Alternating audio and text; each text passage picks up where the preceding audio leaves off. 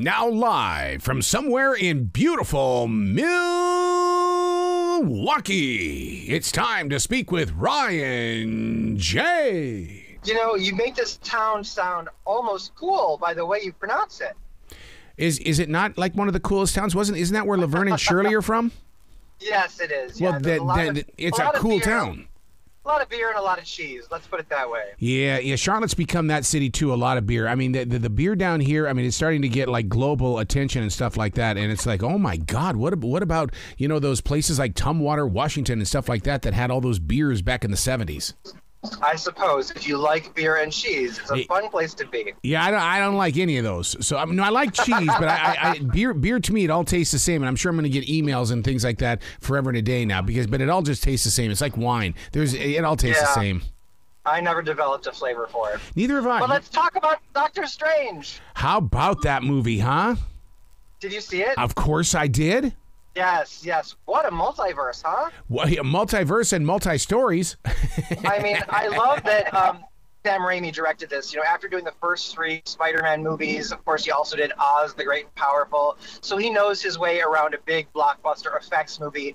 And I love seeing his signature style here. The duels, the levitating duels in the air in big action sequences, huge blockbuster action scenes with lots of effects.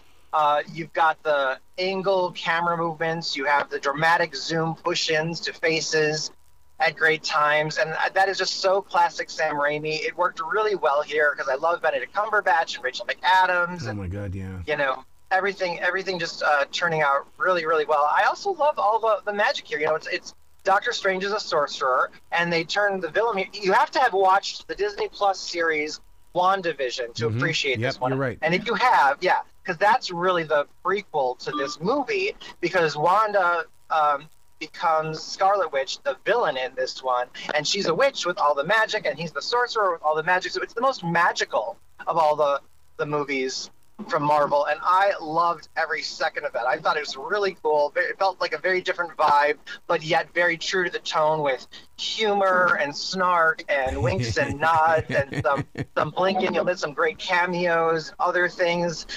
They finally brought in some other Sony Marvel-owned characters that hadn't been in the MCU before. So it's just been...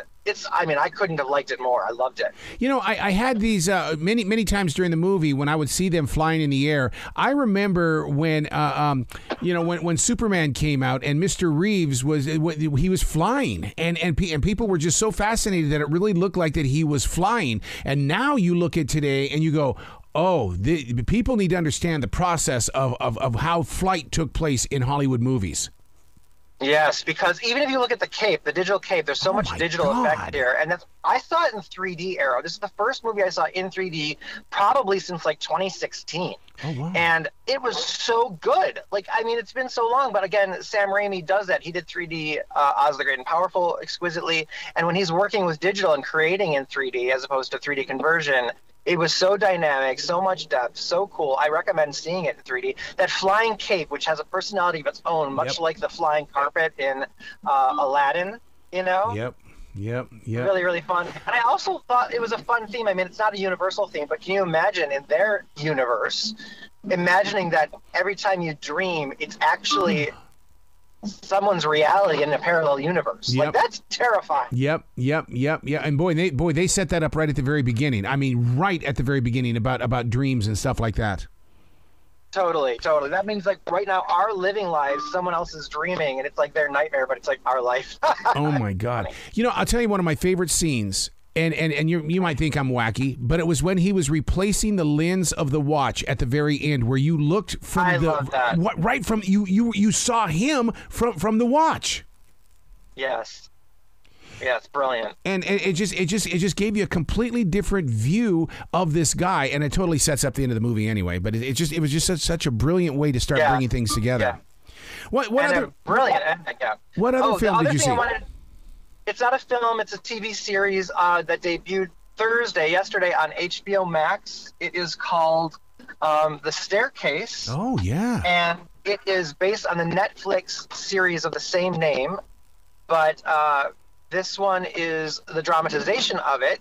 And it is a true crime story starring Colin Firth as Michael Peterson. Really? And Toni Collette as his wife, Kathleen Peterson. I am so obsessed with this show. I mean, they let the first 5 episodes screen for critics, but it has been so riveting and so interesting and so crazy, and I can't say enough good things about it. So definitely check out The Staircase.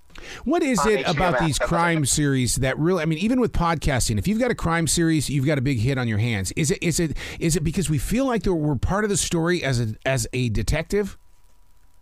It's partly that, because we like to debate. We feel so validated if we guess correctly who it was that won, and then otherwise we feel like it's something that if it's something that we haven't won or something. Wait, why am I going the wrong way? I apologize. I'm driving to the Milwaukee Rep because I'm on location today, and I have to find this location anyway. So that's what you're gonna get. Okay. Meanwhile, I think that they're based off of where we are, where everybody's so invested in the division of arguing and having side versus side and everything. These shows do that too. Yeah. You get to have an opinion about what you think really happened and what's real and what isn't, and who's right and who's wrong and who's guilty and who's not. And so it's that discussion that really engages everybody. Yeah, because I mean, top journalists from these major networks are leaving their positions of journalism to do these things. Yeah. And I mean, and they're finding victory in it. Right. It's so true. It's so true. It's so great. So seriously, I have to run, but listen, I love The Staircase. I can't recommend it enough. So enjoy that, and hopefully we'll catch up more next week. All right, buddy. You be safe on that highway, all right? Thanks so much. You too.